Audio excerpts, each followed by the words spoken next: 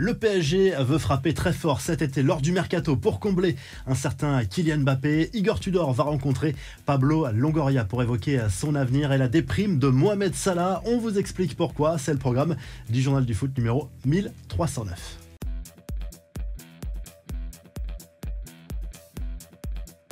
Après les rumeurs sur l'identité du potentiel futur coach du PSG, l'équipe se penche ce vendredi sur le prochain mercato estival du club parisien avec une idée centrale pour la direction: combler Kylian Mbappé qui a pu être déçu par le passé du recrutement, notamment l'été dernier, et qui reste bien évidemment au cœur du projet, d'autant plus que Messi va partir, que Neymar pourrait lui aussi mettre les voiles lors du mercato estival. L'idée de l'international français, ce serait de pouvoir s'appuyer sur un avant-centre de très haut niveau. On le sait, Randal Kolo Muani est dans le viseur du club parisien depuis plusieurs semaines, mais ce dossier est onéreux. Il y a aussi la concurrence de nombreux clubs anglais intéressés par l'international français. La direction qui pense également à plusieurs joueurs: Ousmane Dembélé du Barça, Pierre-Emile Højbjerg de Tottenham ou encore Bernardo Silva de Manchester City. Et défensivement aussi, le PSG veut du lourd. On sait que l'arrivée de Milan Skriniar serait d'ores et déjà bouclée. C'est un jour spécial pour tous les supporters de l'OM, le club olympien qui célèbre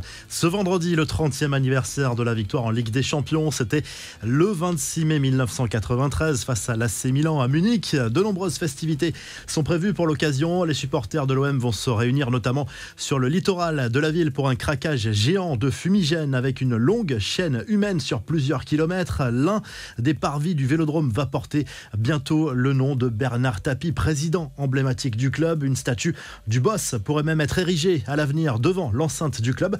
Toujours concernant le club olympien, beaucoup de rumeurs circulent sur le futur d'Igor Tudor. Un entretien est prévu dans les prochains jours avec sa direction pour parler de la saison prochaine, des ambitions du mercato.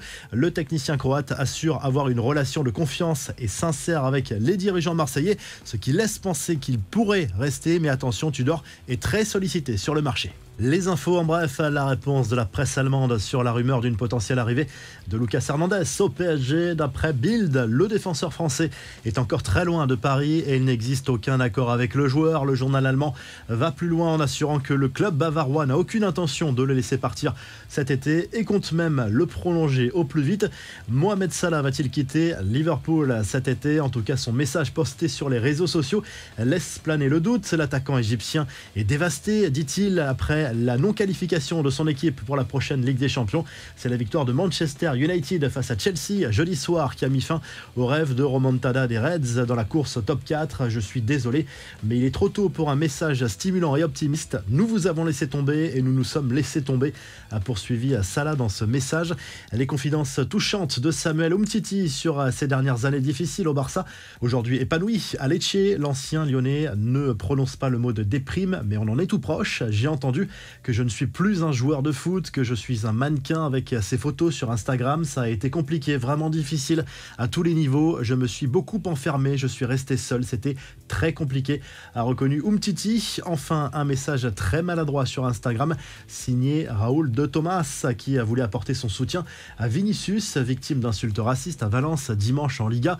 Mais le poste de l'attaquant espagnol du Rayo Vallecano a fait scandale en Espagne et a été rapidement effacé. Si le message est très clair contre le racisme, son montage de Vinicius avec la peau blanche est beaucoup plus douteux. La revue de presse s'enfile tout de suite en Espagne où le journal Marca se penche sur la piste Jude Bellingham et selon le quotidien espagnol, le Real Madrid a quasiment bouclé le transfert de l'international anglais qui évolue actuellement au Borussia Dortmund. On parle d'un potentiel transfert de 100 millions d'euros, voire un peu plus. Du côté du Portugal, le journal Abola se penche sur le futur du milieu de terrain uruguayen Manuel Ugarte, que l'on annonce comme la première recrue du PSG lors du mercato estival.